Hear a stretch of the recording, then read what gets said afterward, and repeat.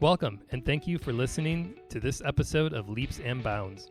I'm your host, Tom Bash, and I'm thrilled to be bringing you conversations with some of the most successful CEOs, sales leaders, and home improvement professionals. When I started in this industry 20 years ago, tearing off roofs, I had no idea about what went into making a home improvement business successful. Now, having met with thousands of contractors, helping them adopt technology, and watching them grow, I'm excited to invite them on to share what's made them successful, what they're doing today to stay ahead of their competition, and the advice they have for others.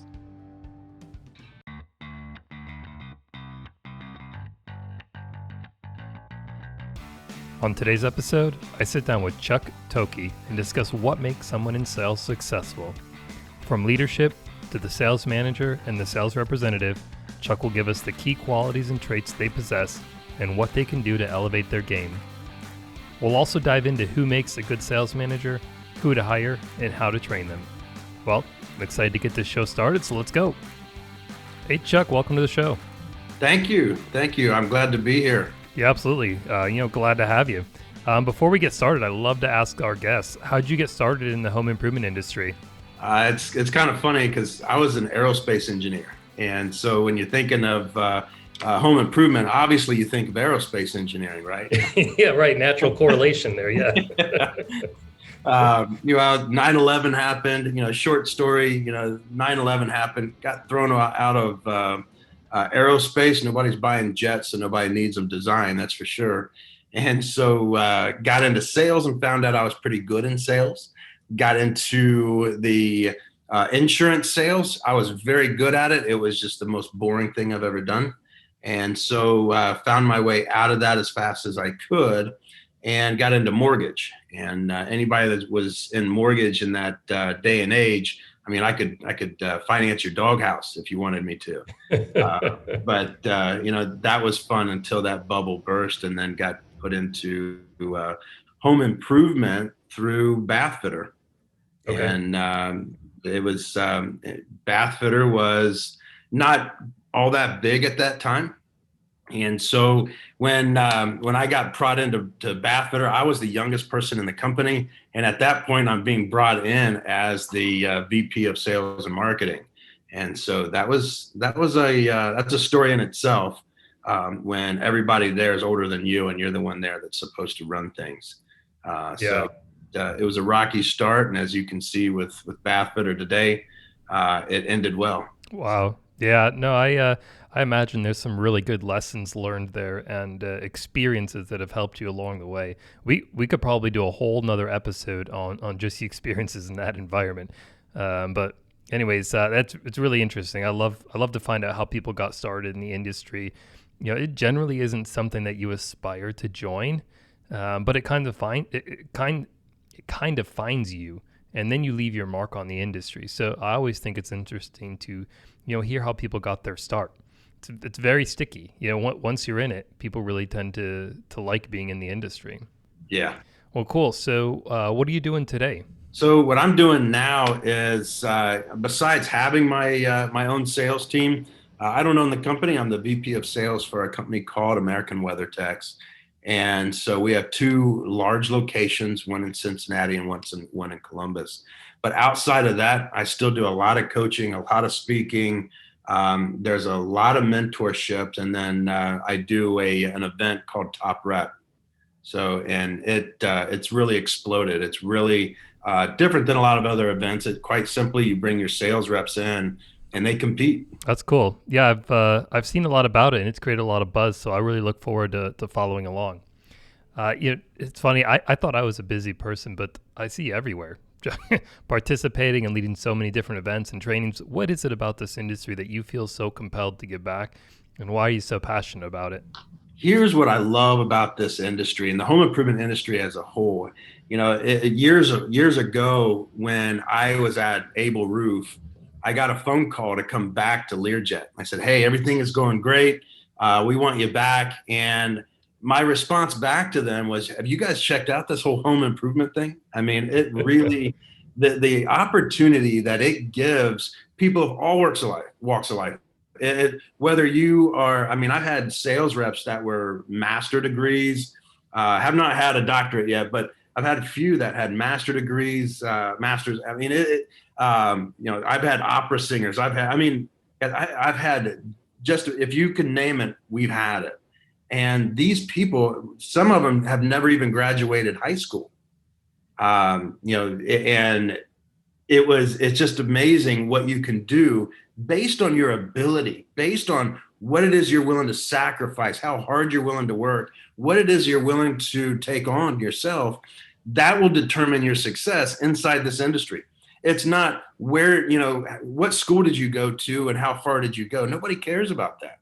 When you walk into someone's house, it's always nice if you went to Duke and they have a big Duke flag, you have some commonality, but it doesn't mean that the guy that didn't even graduate high school, can't go in there and talk about how Duke is one of his favorite teams and still get the sale and make the exact same amount as the guy that graduated from Duke with honors or, magna cum laude or whatever. That's what I love about this industry.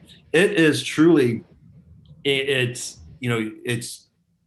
showing the world who you are, not what it is that you've done in the past. Who are you and how good are you? That's why we like the whole top rep thing, is the fact that, you're going to come and you're going to compete. It's no different than being in the house. So that's, and to look at this industry and to love it as much as I do, and to give back as much as I like to give back. A lot of these companies where they have sales managers, if there is a way that I can jump in there and coach quickly, without them even being a client, I'll do it. I'd love to see companies that turn around when they find out that they're just one technique or one hire or one, right. One fire away from being a success. Yeah, no, absolutely. I'd love to dive into this just a little bit more. And in your experience, what are some of the keys to being successful? As a business or a sales manager or sales rep? I'd love to hear about all of them, because I think there are folks that are listening today in each of those roles. And I think they ask the same thing. What do I need to do to be successful in this position? So I'll tell you, when it comes to the business, and I don't know this author at all, I've never met him, but the book Rocket Fuel, if you own a business, you have to buy the book. You are either a visionary or you are an integrator, and you have to figure out if you're an integrator and you own a business, then you need to go out and find a visionary to help grow that business, because a business that is run by an integrator tends to chase its tail a lot. Sure. They tend to, if it's owned by a workhorse, a lot of times they don't really know where they're going. All they know is what's happening 2 feet in front of their face, right? Which is their computer. They're in reactionary mode. So that's one piece of being successful as a business owner, is to determine who you are. And so some of the best business owners I know aren't the best implementers, but they know they can, it's like they can see the future. They can see, this is what we need to do. This is what I want to do. This is where I want to take it. Yep. Rather than I'm just going to do the same thing that the company I just came from did. So that's where some of the best companies in the industry come from, are when the visionary thinks of something different, thinks of something outside the box. Then when you're looking at a sales manager, what makes a successful sales manager is the fact that he cares and that he's willing to work for the people that he's in charge of. Yep. He has a servant heart. He has to. And, sometimes that servant heart takes him to a point where he needs to let somebody go be successful someplace else. What I've typically found is if they don't work in my organization, they make some phenomenal insurance agents. I don't know what it is about it, but and I've gotten to the point where I've said, hey, you might want to try insurance. And they always seem to work out really well there. You have to understand who's on your team. And that sales manager should be judged by the lowest person on his team. And doing that sales manager may take a second look at keeping that person that, they're really nice and they're really, a great person, but ultimately they'd be more successful doing something else. They just don't like change, so they're not going to quit. Yeah, that's really interesting. I hadn't thought about it that way. Looking or judging the caliber of a sales manager by their weakest performing sales rep. I think that's really interesting. I want to talk more about sales managers, but before we do that, as a sales rep, what is the key for them to be successful? So for a sales rep, it's quite simply the accountability and not losing technique, understanding that they can't lose technique in the house. And the only way they can do that is through training. If their sales manager's not willing to train them, then they need to go get the training someplace else. Not that they need to go to another company, but they need to go invest in themselves. If the company's not willing to invest in them, they need to go invest in themselves. And Yeah. so I'm not saying, hey, come to me, spend a bunch of money. What I'm saying, I mean, like YouTube is just a phenomenal source of information, but you do have to be careful what information you decide that you're going to put inside your repertoire. So, but that sales rep needs to know, where am I falling short? What do I need? And he needs or she needs a sales manager that can tell them that. Uh, all sales reps are one technique away from being a superstar. They just got to figure out what that one technique is. And sometimes it's hard to find. Yeah, no, I agree. That's interesting. I'd love to get your take too on, do you personally look for or hire sales reps that have experience in home improvement sales, or do you like somebody that has no experience, doesn't know anything about what it takes to replace a bath or install a roof? My favorite sales reps are people that have never sold it before. Yeah. Or maybe they've sold home improvement, but just in a different area. So if I'm in a roofing company, the last rep that I'm looking for is another roofing rep, so that I can get him in and hear all about what I should be doing with him. That's not what I'm looking for. But if he's a really good bath rep and he wants to try roofing, I'd love to. Because I'm gonna learn some from him, and he's gonna learn some from me. But ultimately, he's going to be a great roofing rep, or vice versa. Yeah. It's funny. I've had this problem in the past where I equated it to my days of wrestling in high school. Early on in my career, I could win a lot of matches just from outpowering people, and then later, as I moved on into high school, my senior years and stuff, I would just get destroyed. And the problem was, I didn't focus on the technique of the skills that it took to actually win at wrestling. I relied way too much on my muscle, my strength. And I think sales reps can sometimes do the same thing, where they rely on their experience of, maybe they know how to install a roof, or they know the components, they know the products, and they don't focus on the technique or the actual skill. And so for me, it was a hard awakening in high school, realizing, I don't have what it takes. And, I might have, I probably would have if I would have taken the time to actually work on my technique, but I had relied so much on just the pure muscle that, it only takes you so far, and eventually you really have to have the skill to be successful. So I feel like I can equate that a lot to sales. And the folks that maybe have a similar experience where they know a lot about what they're selling maybe, and just don't take the time to get good at the technique. And I love the fact that you just brought this up, because some of your best sales reps, whether it's in commercial, residential, maybe even in corporate, are wrestling, wrestlers. And I don't care if they're good or bad wrestlers. The fact that they understand that they're on the mat and it's just them. They have someone screaming and yelling in their ear, but their success, and they understand that their success is all based on the what happens in the moment that they choose to have happen. I know that I'm being told to grab the hand or whatever, and I was in wrestling as well, and so I understood that I could either choose to listen to my coach or my parents that were screaming in the audience, or the other 20 people that thought they could wrestle better than me or whatever, or I could just figure out, like, okay, he's going to move this way, so I'm going to move that way. But it was me. It was a decision that I made. And it's the same thing with any sales rep, that the decision that you make, how you're going to go about your appointment, is all based on you. And you have to make that decision. But ultimately, at the end of the day, you're the one that has to be standing on that podium. saying you get to decide, are you going to be 1, 2, or 3? So, I love the fact that how you brought up, wrestling. Yeah, I know that's funny, and I can see the parallels. So, anyways, I wanted to go back to, we had talked a little bit about being a good sales manager and what that looks like, but I'd love to get your take on, who makes a good sales manager. So, when you're looking at sales managers, I've worked with hundreds and hundreds of sales managers across the country over the last 5 years. And one thing that I've noticed out of these sales managers is your top sales managers understand that they're in it for their people.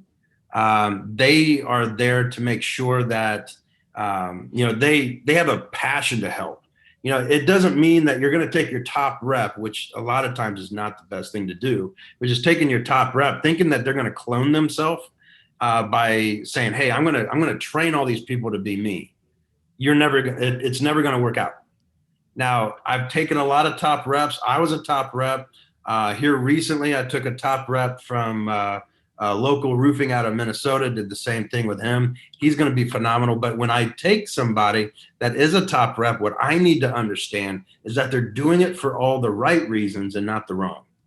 When you're looking at the right reasons, let's look at the wrong reasons. Here are some of the issues is, the sales leader, they're doing it for the wrong reasons, which means, they want to get off the ladder. They want a set schedule. They want to be able to put their feet up. They want to be able to sit in the office all day long. That's some of the issues that you're going to see. Maybe the sales manager is quite simply, he's a know-it-all. He can't be coached. He's undisciplined and unaccountable. If he's not going to hold his people accountable, if he's not accountable or if he's not disciplined, he's not going to do that to his people. So therefore, everybody is going to be able to do their own thing, move their own direction, which does not work. They're unable to engage their team.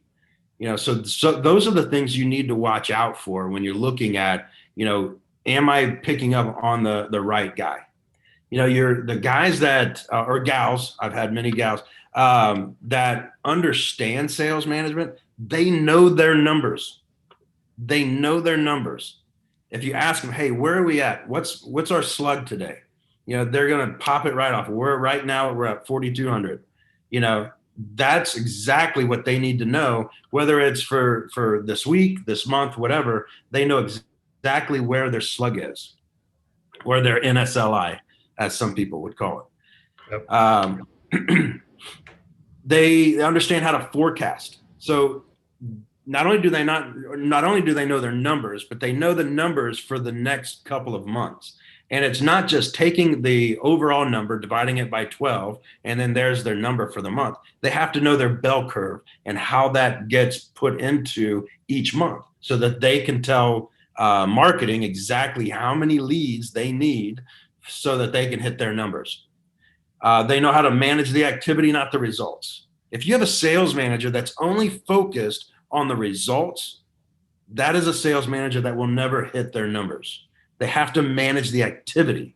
If you're looking at how many sales did we get, that's not gonna get you to hit your goal. But if you're looking at how many doors do they need to knock, if your people knock doors, how many leads they need to run, I'm going to go out and I'm going to ride with these reps.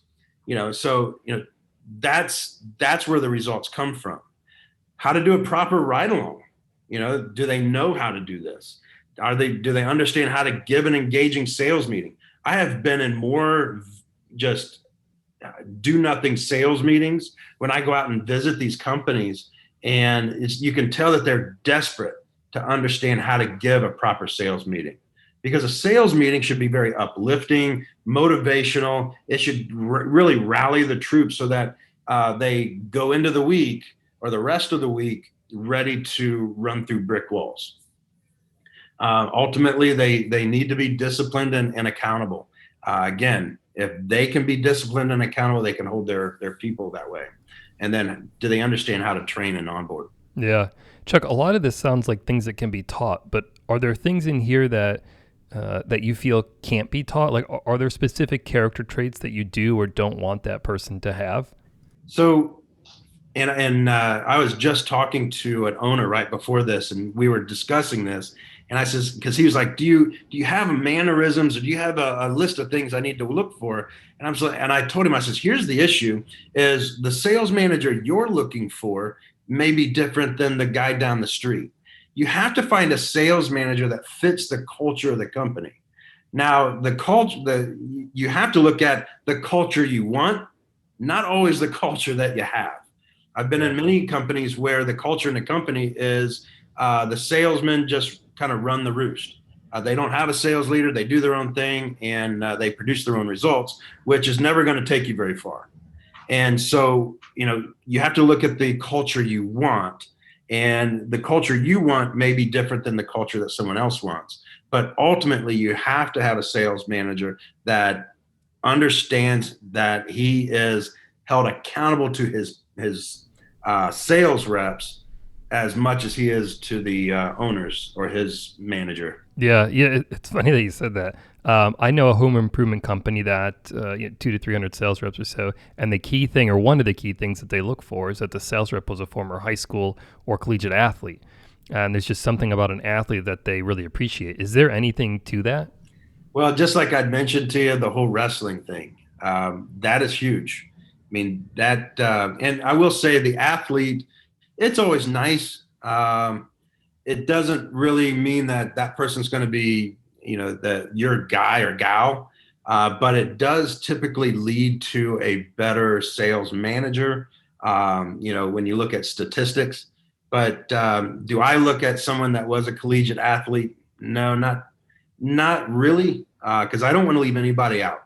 That's just like saying, hey, you need to have a college degree to come work here, or you need a college degree to come in. And that's why most corporate companies are failing. It's because they're so focused on someone's education than they are the ability. Yeah, I've always said, like, give me someone that's willing to learn, that wants to learn, that's hungry. Like, that's the person I want on my team. Somebody that has a drive and a desire and wants to show up and learn.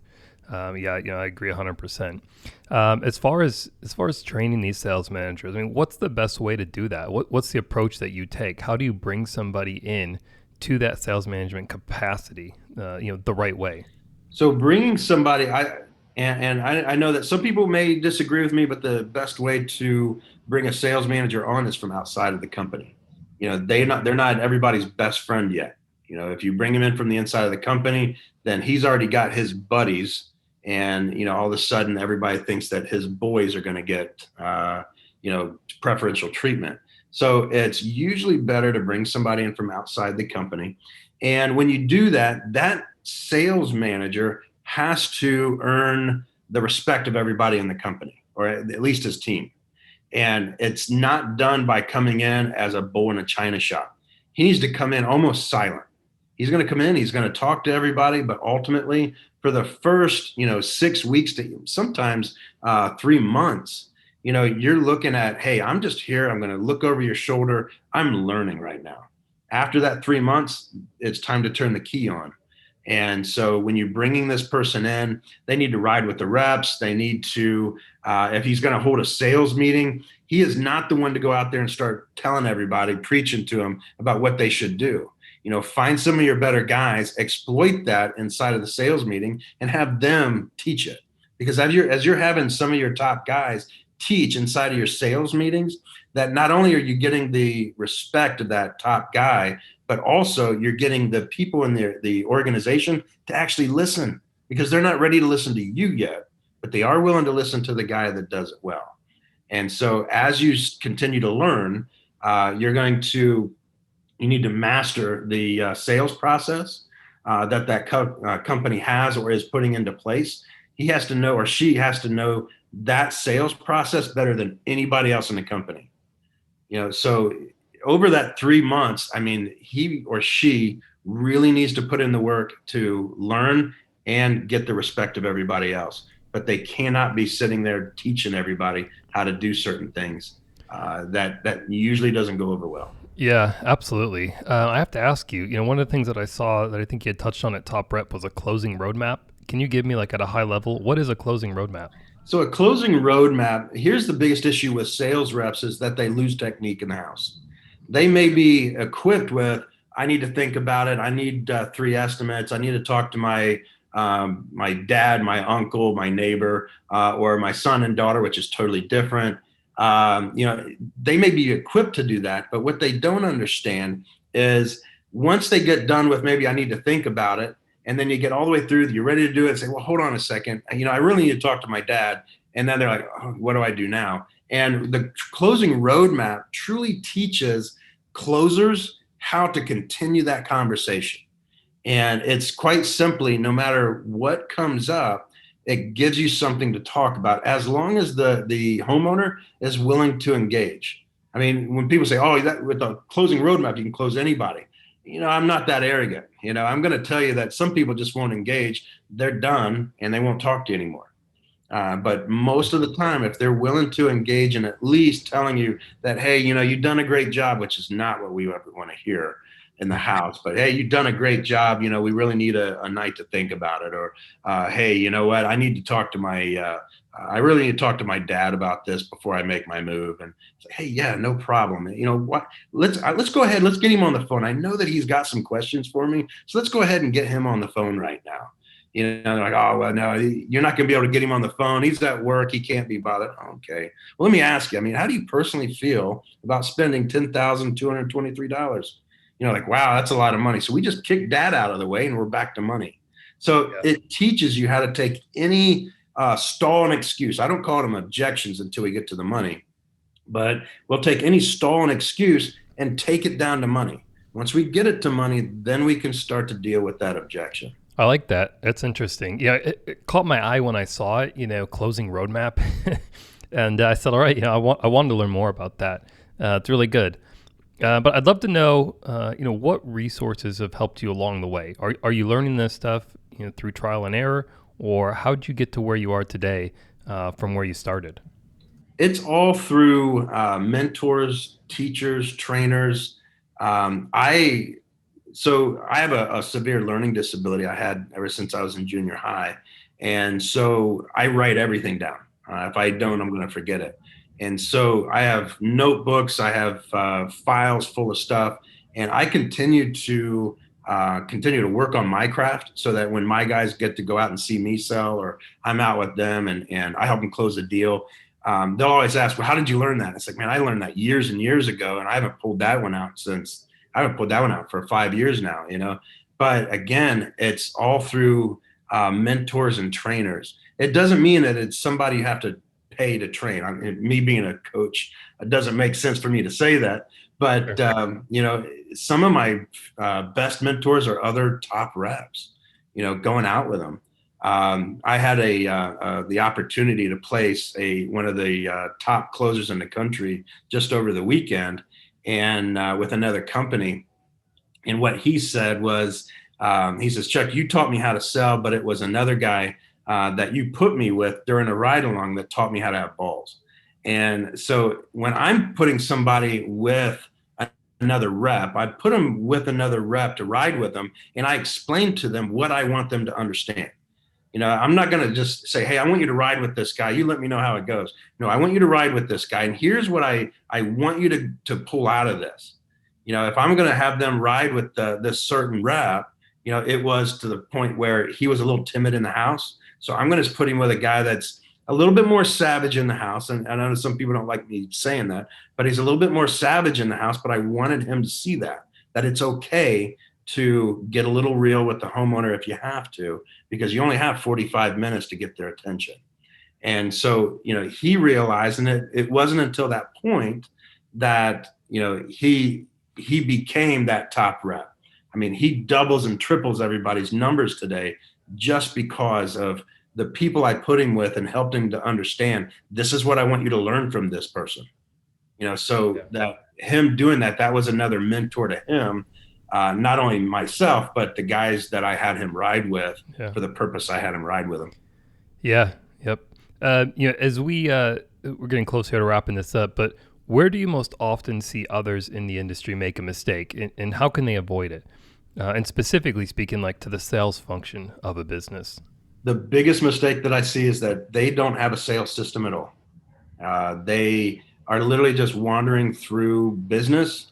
Some of them have been fairly successful, but ultimately they're just kind of wandering through. And what happens once you get over maybe 10, you might get lucky to hit 20 million before this happens. But if you have where all your sales personnel are doing different, they sell differently in the house.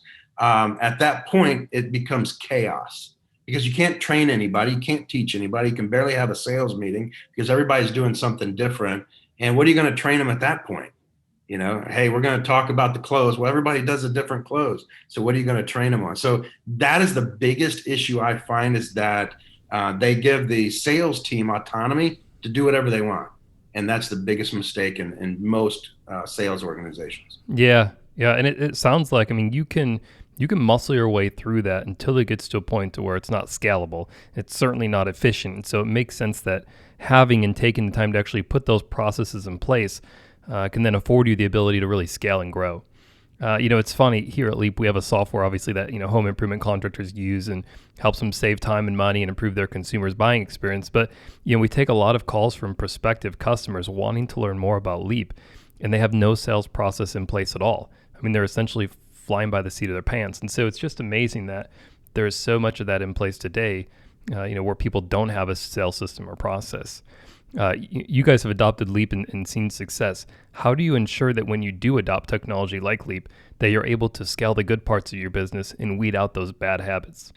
With Leap, it's like a lot of your high-end CRMs. It's so powerful that it takes you almost a lifetime to figure out just how powerful it is. And so every day we find something new that we can do with Leap. But when we are with our sales reps, and this is why we love Leap and software such as Leap, is the fact that it keeps everybody on that same page. We don't have to worry about the sales reps out quoting jobs and coming back in underneath where we should be. They go in and they literally just, as the customer says what they want, they just it's as easy as hitting the picture. This is the system I want. They want to add a ridge vent. They also have a satellite dish that we're going to have to take off and put back on, whatever the case may be. They just click on everything and it does everything for them. It houses all of our min and maxes or any of our resources. So we don't have to put all the stuff on their iPad and hope that, they're going to change it out as we email it to them. We just put it into Leap and we do it ourselves. So that when they want to look up Interbank's instructions, all they have to do is go into resources, into financing, and there's the instructions that our salespeople need to follow to get that financing. So it's just all the way around. It's amazing. Yeah, awesome. I really appreciate that. Chuck, when you're not working, what do you like to do? I'm always working, but I love to travel. I travel so much during the year that, like right now during the summer, I get a chance to take my family with me. And then I also love to golf. I'm horrible at it, but I still love to golf. I don't think anybody likes to golf with me, just because I'm at this point where I go out and I buy all the range balls, and that's what I golf with because I lose so many, but I love to golf. Yeah. I think the closest I've come to golfing is driving ranges, things like Top Golf and some of those type of places. But yeah, I can probably count on one hand the number of times that I've gone, and it's usually just to socialize or to have a drink or that kind of thing. But anyways, if our listeners want to learn more, what's the best way for them to get in touch with you? Easiest way to get in touch with me is going to you can go to LinkedIn and look me up at Chuck Tokey. Last name is spelled Thokey. Or you can also find me on Facebook. And then you can email me at ctokey, CTHOKEY @gmail.com. They can also go to the website of mycoachchuck.com. Awesome. Yeah, you put out a ton of great content, so I certainly suggest and recommend that people do go ahead and find you on social media. I think they'll be really impressed with all the information that you put out there. I know I am, and so really appreciate you for that. As we wrap up, and I know you've already shared a ton of great advice for our listeners, but If you have any parting words for those folks in sales, I mean, what would that be? The biggest advice is learn how to not run out of technique. Whether you're a sales manager, a sales rep, or an owner that wants to invest in your people, don't let your people run out of technique in the house. Make sure that they have the training that they need to be successful. Yeah, awesome. It's funny, it seems simple enough, but I know it's not. Well, Chuck, this has been great. Really appreciate the time and for sharing this information with all of us. Thank you. Well, that'll do it for today's show. I truly hope you enjoyed this episode of Leaps and Bounds. If you did, be sure to leave us a 5-star rating and review and subscribe to the podcast. We look forward to bringing you more exclusive conversations with some of the most successful home improvement leaders. If you're interested in learning more about Leap, be sure to check us out at leapdigital.com or follow us on our social channels. Until next time, see ya.